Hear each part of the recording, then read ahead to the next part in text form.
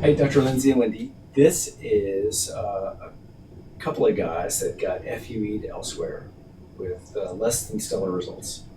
And both of them got done with these automated machines, which really look good on paper. In fact, when they first came out, you and I saw them.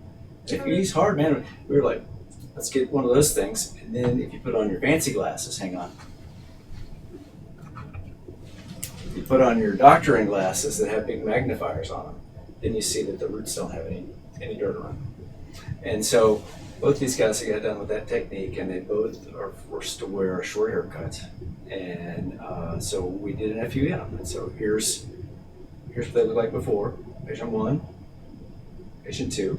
This is not enough hair. Yeah. And so here's the FUE. We did. I do FUEs by hand, and Wendy and I extract them by hand. And then here's putting them in at the end of the case. Those are nice, healthy roots. Yeah. Because both of these fellas had good, beefy hairs. They're good candidates for FUE. Yeah. And then here we are at a month. Here we are at a week, and the back's completely healed up. And I think we've got pictures of one of these guys that had a month, because we did a repair on his brother at a month. And so here's this fellow. And so they're both pretty early on. It'll take a year from now to get the results. And one of them lives local, and one of them's out of state, but his brother was here. So we'll get some follow up on these guys. But we talk all the time about do strip.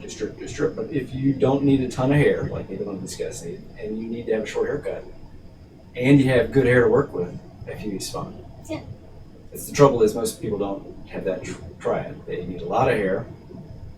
They got crappy hair to work with, and it ain't gonna work so well. So if we can help you with a strip or FUE or repair or first time around, please give us a call.